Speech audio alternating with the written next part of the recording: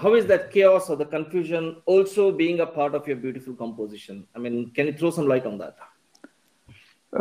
I see beauty in not only in the so-called conditioned way of looking at beauty.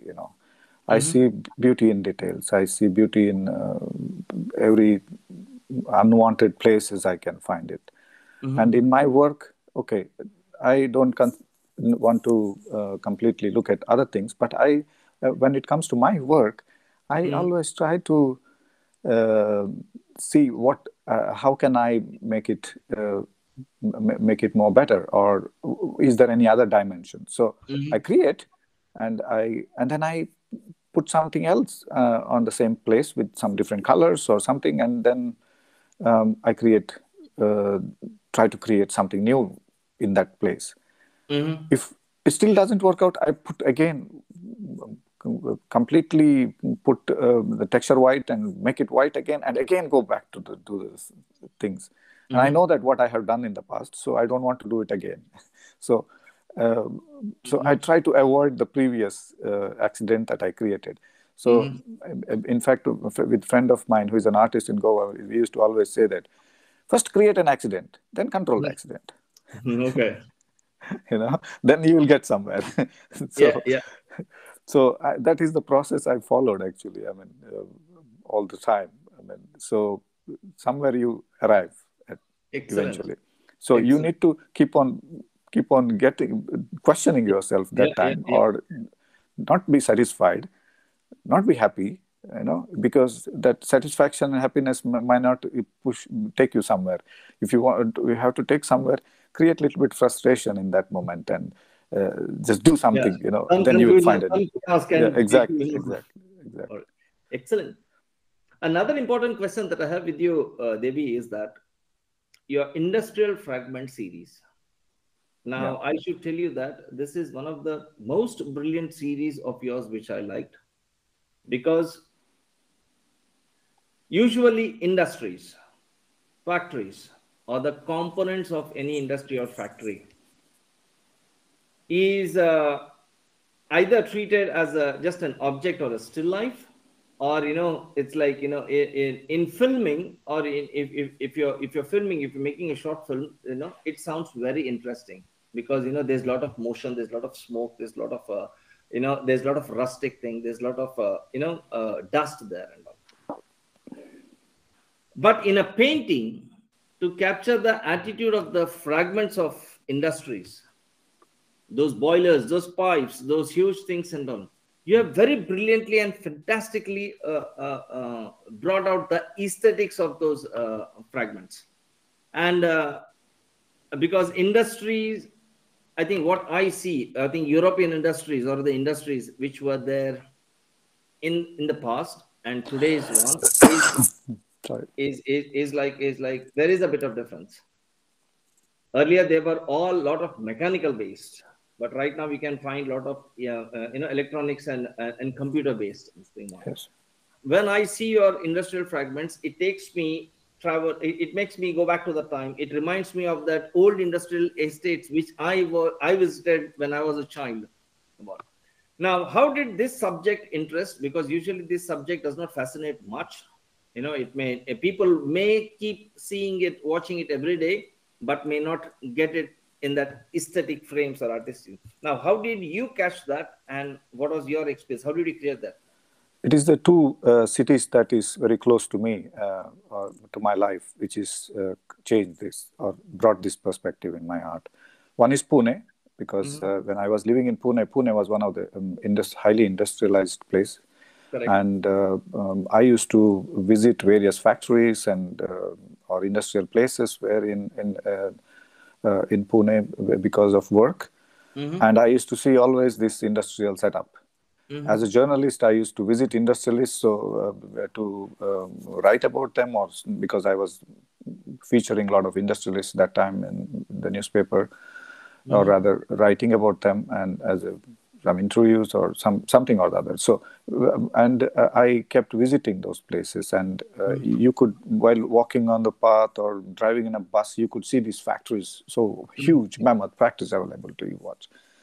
So it was there in my mind, but main importantly, my wife, Mm-hmm. she is coming from a city called Duisburg in Germany, Mm-hmm. and Duisburg is 1,000. It has a history of 1,000 years as an Mm-hmm. industrial hub of Europe. Okay. It is it is one of the most dense industrialized places, and Mm-hmm. but now industries are all collapsed. There is the Duisburg is no more the center of any industry or anything, because the coal mines are Factory all being production shutting is up. not. Yeah, Yeah. coal mines are production, because coal is one of the important production in this side part of the world. And those factories, you cannot dismantle them, Mm-hmm. because that is more expensive. So people here converted them into parks. Okay. And when I visited my wife's house first time, and I went with her to these parks, these Mm-hmm. industrial parks, and Mm-hmm. those rusticness, they are all looks like a piece of installation art. Mm-hmm. And it was, and you could walk through all those really the internal part of the things, and look up at huge mammoth things and chimneys and Mm-hmm. boilers and turbines, and there is so many things. And also in this particular place Duisburg, around it there are many cities Mm-hmm. have they installed this some like little cranes that they use. The cranes Mm-hmm. today we use, and cranes that time they used to use it totally different. Okay. But they installed it as a piece of an antique piece, Mm-hmm. maybe from the World War time, or or later or Very something. interesting. Mm-hmm. And those are little things help me to create my own some Yeah. subject matter for the work. Of course, here nobody likes industry, so it's not a appreciated subject here much. So Mm-hmm. and also people probably wouldn't like to hang the painting based on industrial fragments, and but Mm-hmm. still, it is still I'm developing the new series on that front, which is Okay. here, yeah, which is I started from it. So this is the main reason is Duisburg. My visit to that place and the towns around it, they're all flooded with these industrial fragments, and they inspired me to, yeah. So these different cities, Duisburg, that's why this is called as industrial fragment, and the paintings are all called as something called Duisburg effect.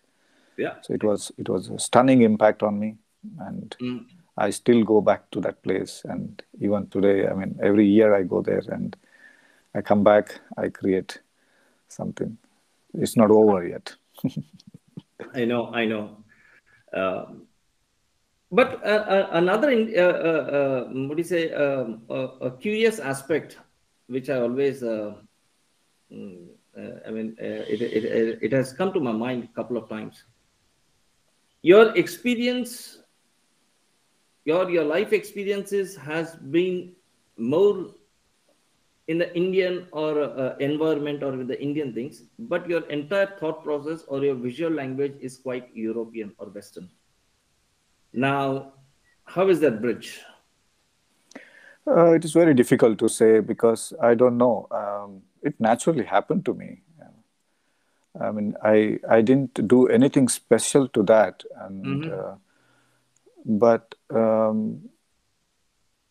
but it happened. Life, like I turned an artist because of some trauma in life, and every series I created, it is based on certain Experiences. experiences that I went through.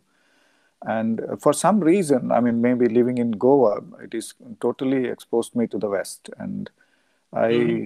I I continued that exposure because a lot of people, tourists, used to come, and I used to make friendship with them as well, and they all always liked my work, and I tried to follow Indian Have a artists, more Indian sort art. of an expressionist approach, like. Yeah, exactly. So I continued doing it, and that exposures and Mm-hmm. helped me to express something in that direction. I mean, I kept following intuitively whatever I need to follow. Mm-hmm. I didn't took any advices as such.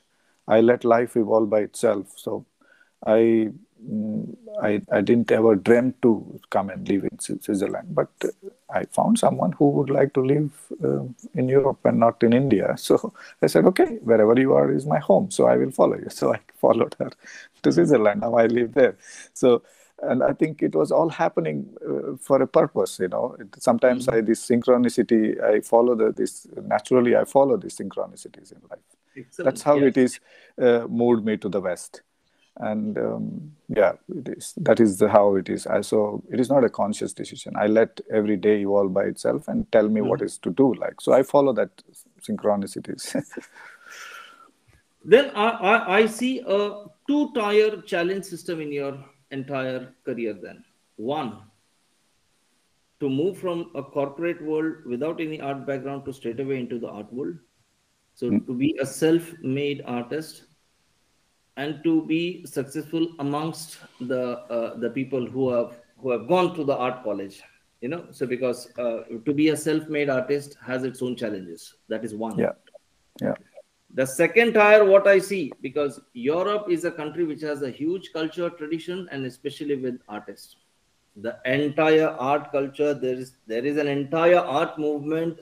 And the world's greatest masters are from Europe, yeah. and it is not easy to get into that, to the European art circle, being from an, I don't know, you can correct me if I'm wrong. Now this two tier system, one is to go from to penetrate being a self-made artist into the art world, and second one is to get into that European or the thing. How do you see this two tier challenge system? First of all, I don't try to differentiate myself and the artists who come from the art schools. Mm-hmm. I try to avoid that difference because finally we are all artists. It doesn't Mm-hmm. make any difference whether you are self-taught or is from an art school. Yes, it is a challenging. Self-taught artists always have a challenge because he is not from any school and he is not having any background, and Correct. there are a lot of conventional mindset is there that they like to follow the schools. Yeah.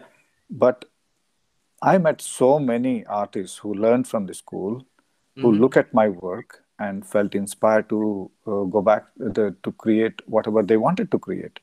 Mm-hmm. Their education was not letting them create because they had so much of a bottleneck of that same history, art history, and way of creating is when they couldn't That school of thought, break like. it. Yeah, school of thought, they couldn't break away from that. Mm-hmm. You know, you can find a master, but if you keep on following the master, you will be one more sheep following the master. You will never be a shepherd. Yeah. So I always wanted to be a follow myself and be a shepherd of my own. So Mm. I might find a master, I learn from him, and I move forward. Yeah. I will not get stuck there. So I somehow my PR skills maybe. That is one of the reason, or marketing skills, or that how I develop people connection with people. I somehow have this inbuilt DNA Mm. in me that I can talk to anybody anytime, even if suppose somebody is rude with me or abusive with me, I Mm-hmm. still not lose my respect for him or that Mm-hmm. person. So I always try to be my normal kind self, whatever I like to be, Mm-hmm. because there is no other purpose I have than being a good human being. Mm-hmm. That's it. So I try to be a good human being with them, and people open themselves. People Mm-hmm. open their. Now I'm living in Switzerland. First 1 year, 2 year, of course, I have a small little child, so Yeah. I've been busy with him, and now slowly, I started seeing that a lot of artists have their own galleries here, Mm-hmm. because in Switzerland, Zurich and Geneva and Basel are the main art happening places, or they were, Mm-hmm. but most of the galleries are only connected with the rich or high-end artists, and the Correct. artists are all been left out. So the local artists are like they have been left out. Many good artists are just Yeah. they do locally themselves and start their Yeah. own galleries. They open, they educate, they get into education and all those things. So somehow they survive and live. It's Yeah. not that all are great artists, but producing a quality work. But whomsoever is producing quality work is lacking the skill of communicating. Mm-hmm. And this is given me an avenue now to fill that gap, to help them to communicate what they are creating. So I'm got into writing again Mm-hmm. about art, and Mm-hmm. now I have been also pushed to do curating. Mm-hmm. So I'm living it three different lives right now. So Mm-hmm. when from one point I'm an artist, I'm trying to live my Create own something. life as an artist, create something. Second, I'm curator now. Mm-hmm. I'm curating wherever the community I'm living. I'm elected as a curator of the our gallery, and Mm-hmm. I'm curating and I'm discovering artists, bringing the artists together, putting together, and also learning more about curating. I mean, I Excellent. curated in the past, but I started learning about the history of curating from Mm-hmm. 1960s, how these big museums are created, Mm-hmm. and the museum directors, reading about them, and especially um, one curator whom I'm studying right now is called Oscar Ulbrich. He's one of the famous curator happened, and his book called History of Curation is one of the best book I could read, and that is opening up my own idea. So I can help other artists as well, not only help myself, but I can help other artists, because helping others is also helping myself. So that is given me a new opening now. So I am somehow my communication Mm-hmm. skills and Mm-hmm. my creative skills, because everybody know that I create Mm-hmm. well, and that is good enough for them to know me more. Here Mm-hmm. in Europe, I have not found that much of difference of self-taught artists and uh, Mm-hmm. people coming from school. I have Mm-hmm. not yet realized as much as I realized it in Goa or India, Mm-hmm. where in India I have been made to realize that I'm not an artist. I should not be painting Mm-hmm. by True. the some school of artists, and also even art schools used to even if somebody Discriminate. discriminated me completely. I was never indulged into the mainstream art, but I Correct. moved on myself. I created my own field. Okay, I said, you if you are not letting me come follow in your path, I will create my own path. This is Yep. what I knew about what I could do, True. and then I realized. Then I realized, okay, this is only mind of people. So let me not follow that. Let Mm-hmm. me be different. I Mm-hmm. no need to differentiate them. I no need to Correct. discriminate them. I no need to discriminate. No, if suppose I had to discriminate, nobody would have realized Van Gogh or Frida Kahlo. True. True. And True. there are so many musicians we listen today. They're all self-taught. Yep. Yep. It's Yep. a Yep. famous legendary musicians. They're all self-taught. Yep. So Yep. there are so many artists in art education. Yes, it's a good thing to do, but No, that's not the end. That's education is something different. Qualification is different. These guys yeah, argue about the qualification. When we say that we are self-taught or self-made, the education is there. The yeah, learning process is there. yeah. But only thing, I call myself. I am the student of the open university called life. correct, You know, I will. My learning will end only with me. When I correct. will end, my life will be over. That day, my learning is also over. Over. So until True. then, I keep learning. Correct. So, True. uh, so, so I don't give so much of importance to it. Today, I True. interview, write, and curate shows of the well-learned artists from the well-known schools in Mm-hmm. Germany or Switzerland or France, Mm-hmm. and they are all connecting with me because of my skill of interpreting their work Yeah. or bringing out the best interpretation of their work or documenting their work. Yeah. And at the same time, they are all stunned as well that I keep creating something which is not possible for them to believe. But True. that is the respect they are paying to me. True. So I gain my whatever respect I'm not craving for it, not expecting it, but I found my path. Yes. Yeah. Yeah. Excellent. Well said about that. Now, just moving ahead to the next question. I think your latest series is something about forms and emptiness. Yes. Now, when I see all your series right from the beginning, the first one, the construction, deconstruction, from there, if I see the forms and emptiness, I can see the evolving, I can see the growth, I can see the way how the path is traveled. And this series, that is forms and emptiness, I find abstraction to another degree, another level of things now. Now, could you throw some light on on your experiences or your expressions of this forms and emptiness series? Um, as I said, I'm a kind of a meditator, spiritualist, and I read a lot of these spiritual books and all those. And I was reading Heart Sutra of Buddha recently. I mean, not recently, it is a couple of years ago. Mm-hmm. In that, he says that emptiness is emptiness and forms are together. They are not separate from each other. Mm-hmm. Form is part of the emptiness, and emptiness is part of the form. Correct. They are together. They form something together. You know. Yeah. So, and I realized that this emptiness is been there in my work all the time. Mm-hmm. Also, forms are there in, but it was not focused fully. Did something, and I have not done anything focused fully on that direction. Mm-hmm. Okay, emptiness is emptiness. Simple. We know there is nothing, and the form has multiple dimension to it. Mm-hmm. So now I'm settled down with my own discoveries of self discoveries. Mm-hmm. I want to now go more into details, Mm-hmm. because the form has actually, if you look at anything in life, it has too many details into it. You just take your palm, look at your palm, it has so many lines, so Mm-hmm. many textures, you know, so much of and there is a difference of colors. Some place there is chubbiness, and there is a there is a blood, and there's the color is different, the tones are different. So Mm-hmm. I try to uh, so simple thing to say is that I try to create new detailings, Mm-hmm. bring some more detailings, Mm-hmm. forms, patterns. You know, there's so many things available in the nature, and I uh, try to bring them or render them into my forms.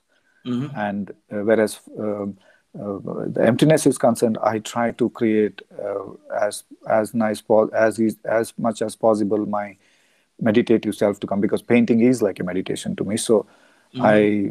I let that quality of meditation to be also part of the work, Okay. and also at the same time, whatever is the details exist around it, and what you see, what you perceive, and Mm-hmm. just let it come. I mean, let it see what happens. And so I keep on trying to discover every day something new, new detailings and forms, and that's how I put it together. Yes, Mm-hmm. then I have to evolve, no? So I keep on changing. Now I'm 50 plus, so I need to move Mm-hmm. into a different direction, and all those, and also settle down and enjoying my family life, and Mm-hmm. enjoying my little son around me. And he's also a little discovery for me. He's also works with me, and uh, his innocent lines, like I feel jealous of it, and I see Mm-hmm. that, okay, I need to be child again. To, you know, he reminds me. Then I create something like a, I mean, yeah, not childish but childlike is True. True. True. that True. important thing. So it comes out somehow. Yeah. Somehow it comes out intuitively. Yeah. Now, today, if, coming to the current scenario or to the current today's life, the contemporary works, how do you find the contemporary works in Europe, and how do you find the contemporary works in India?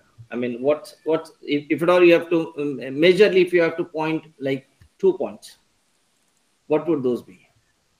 Because since you have experiences of both the ends now, you have the European and you have the Indian one. So I'd just like to know some Uh, comparative things like.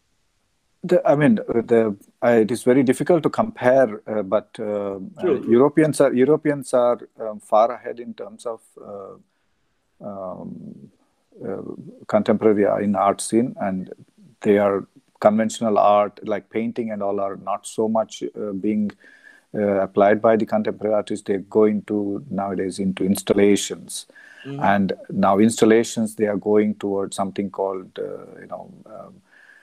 crypto art. So there is a too much of speed in a too much of speed and fast. The things are changing, and artists are all trying to find new mediums and new ways to present themselves. Mm-hmm. And So here there is a lot of dialogue takes place, a lot of interaction take place, Mm-hmm. and artists are all, very openly go and participate in that and try to bring out something new. Mm-hmm. So but the same thing, it is not true in the case of India. In India, we have a very close circles, and we try to follow the West rather than create our own thing. We Mm-hmm. wait for the West to first start or something, and then we follow. Even art is like, it came to us only, even though it was there, but the art industry got after only after Raja Ravi Verma. No, basically the French and colonialism has brought the art to us, actually, or Mm-hmm. created an art industry for us. So in India is still far behind in terms of, but still there is a lot of opening now. Communication, internet, and all those things are keeping the pace together. But still, I think there has to be a lot of change need to happen in the art schools themselves. They need to open up themselves for the new things, and Mm-hmm. while and inspire the students to create something, or the artist who's self-taught ones, they need Mm-hmm. to really innovative. It is to catch up with the West is not that easy, and that I see, that difference I see. So only way is to try to know every time what others are doing in the West, Mm-hmm. how the Sotheby's, Christie's, or any big museums, and how they are moving forward and what they are creating. We need to see, and then we need to look at our own self and what we can create. We need to see that. We don't need to follow the West, actually. We don't need to follow anybody. We Mm-hmm. need to see what we can do. And I think that is what is driving me. What I can do. What I don't want to know the whole world what it is doing. Doesn't matter. But what I can do, because it's very individualistic. Art is very individualistic field, and Mm-hmm. each artist, if he can think what he can do, Mm-hmm. what innovation he can bring, uh, then he applies it to himself. I think he will have some degree of success somewhere, which True. will be different. But True. we need to yeah, stop following those same patterns of creations which we have been creating for years and years, and there is a change happening. Big change is happening. That change has to be brought into us as well. And I think that when we bring that change to us, and accept that changes and adapt to that changes, we can also change ourselves. So that change has to happen, yes. But it is Mm-hmm. good that in India is not that far behind, or India is also respected very well. Few artists, young artists from India are very well recognized across the world right now. They Mm-hmm. are doing very well. They are, of course, most of them are installation artists, and they're doing well. I mean, some of the artists are really enterprising, and they are moving forward. I mean, recently, I happened to learn that there was some group of women artists had a fantastic exhibition in Munich, Mm-hmm. Frankfurt, and and also during the Art Basel. There are many Indian artists I saw nowadays coming Mm-hmm. up and doing Mm-hmm. something. It's a good change. I mean, it's a good that they need to, yes, create a dialogue between the West, I know. and do it more often, and then there will be India will take little time, yes. But people and artists should stop depending on galleries. They should. We are not 20th century or previous. There is no patrons nowadays. We Yeah. are living in a new economic system where everybody can be his own entrepreneur. Yeah. So I believe in that artists no need to be just a creator and wait for somebody to come and recognize him. No, move your cheese, be Yeah. proactive, and then it is possible. Like you or me, I mean, we moved into Yeah. certain direction, and because of us, there are many artists are getting also recognition and helped. Yeah. And if I had to be coming from a certain school of thought, if I had to follow only that because I've come from so and so, Yeah. then I'm, yeah, creating a barrier for myself. Yeah. Yeah. And the last question, I think Yeah. I've taken a lot of time. Like it's like just last question I have is, now it's very essential that art, artists, and the society connect, knit together in a more stronger way. Okay, because that's one essential part for all reasons. Of course, since past for medicine, there are a lot of people, lot of galleries, lot of organizations who have been doing it, but it still has to continue.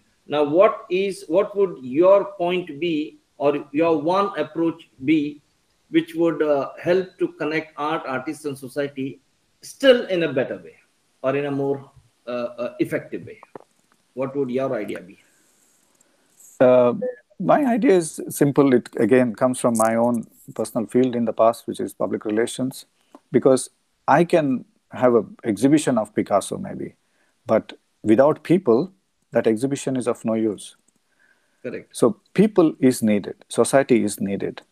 So I try to use all the medium possible to connect with people, communicate with people, tell people what we are doing and what we have and what I try to educate people about art. Mm-hmm. Today even it is not buying art can anybody can buy an art, and Mm-hmm. if they love it or if they have money, Correct. because there is affordable art, there is expensive art, and there is all kinds of budget arts are there. But the main thing is communication, communicating with people. Society is important. Without people, no museum would have survived, Correct. no gallery would survive, and no artist would survive. So we need people. So we need to communicate with people.